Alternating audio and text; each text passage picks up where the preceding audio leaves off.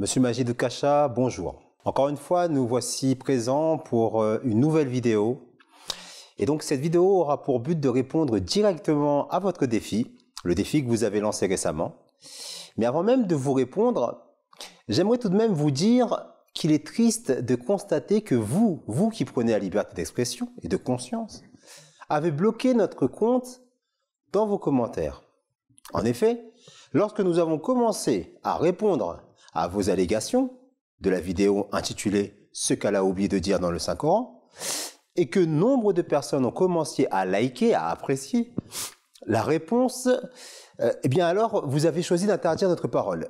C'est triste car votre discours et vos actes sont tout à fait contradictoires. C'est pourquoi nous choisissons de répondre via nos vidéos pour que la vérité ne soit pas cachée et pour que vous compreniez qu'il n'est pas si facile que cela. Pas si facile que ça de porter une critique valable sur le Saint-Coran ou l'enseignement de l'islam. Et qu'il existe en réalité des réponses, une logique et une raison à tous ces enseignements. J'espère dorénavant que vous aurez l'amabilité de respecter le principe des débats contradictoires en nous laissant nous exprimer dans les commentaires liés à vos vidéos. Cela dit, pour répondre à votre défi, nous irons droit au but. Concernant le verset « Assurément, celui qui associe des partenaires à Allah, Allah l'exclura du paradis et son habitation sera le feu », eh bien, le verset que vous avez donc cité, est-ce qu'on le comprend comme vous? La réponse est oui. Mais est-ce que notre diction après la compréhension de ce verset est la même? La réponse est évidemment non. Est-ce que ce verset signifie la criminalisation de la liberté de la pensée? La réponse, encore une fois, est non. Et avant d'entrer dans notre explication, je tiens d'abord à vous remercier d'avoir lancé ce défi, car il va nous permettre d'expliciter un enseignement souvent très mal compris. Qu'est-ce que le shirk, ou l'idolâtrie en islam? À partir de là, peut-être que vous comprendrez votre erreur. Eh bien, le shirk, ou idolâtrie, signifie attribuer à des êtres inanimés ou tout type de pratiques des qualités divines. Ce n'est pas seulement le fait de se prosterner devant un bout de bois qui est rejeté, mais bien la croyance que ce bout de bois ou de cuivre peut nous apporter joie et bonheur, par exemple, à condition qu'on lui voue un culte.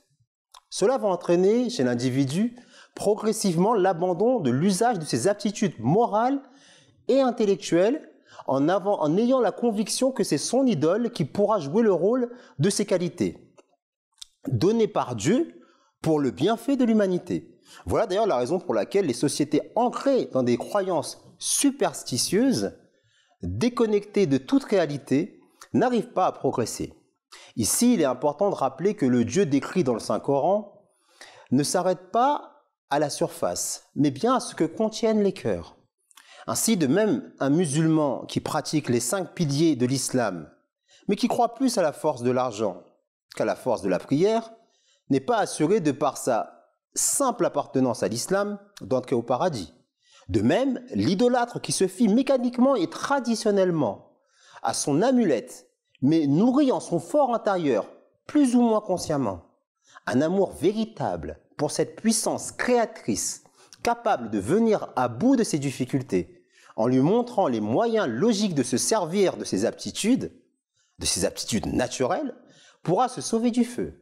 Cette compréhension du châtiment et de la récompense se fonde sur le célèbre hadith où le saint fondateur de l'islam, Muhammad sallallahu alayhi wa sallam, nous explique comment une prostituée a obtenu le paradis en étanchant la soif d'un chien et comment une croyante fut condamnée à l'enfer après avoir laissé mourir de faim un chat. À ce stade, il est important de préciser que le paradis et l'enfer ne sont pas, comme vous le croyez, des endroits physiques de luxure ou de châtiment, barbares et corporels. À ce propos, suffira-t-il de citer le hadith dans lequel le saint prophète Mohammed sallallahu alayhi wa sallam nous explique clairement que le paradis et l'enfer sont au-delà de toute description physique. Cette compréhension est confortée par le fait que le Coran se décrit comme un livre rempli d'expressions imagées. Une idée pour comprendre en fait le sens de mes propos, c'est que ces notions existent dans les expressions du quotidien, comme par exemple « je vis un véritable enfer » pour décrire ses difficultés, ou « en ce moment chez moi c'est le paradis » pour décrire l'harmonie et l'entente du foyer, par exemple. Toutes ces notions, vous l'aurez compris, profondément spirituelles, nous font donc bien comprendre que le Saint-Coran ne doit pas être compris comme un code pénal où le législateur sanctionne au moyen de peines physiques pour préserver l'ordre dans la société. Nous sommes encore une fois face à un livre rempli d'exhortations visant à réformer l'individu en lui conseillant d'éviter des croyances nuisibles pour le développement et individuel et collectif de la société des hommes. Voilà, la vidéo s'achève ainsi. J'espère que cela vous aidera à mieux comprendre, vous qui nous regardez. Et n'hésitez pas, surtout pas, à nous écrire à mtafrançais@mta.tv et de vous abonner à notre chaîne. Merci. Et encore une fois, wassalamu alaikum wa rahmatullahi wa barakatuhu. Que la paix et les bénédictions de Dieu soient sur vous tous.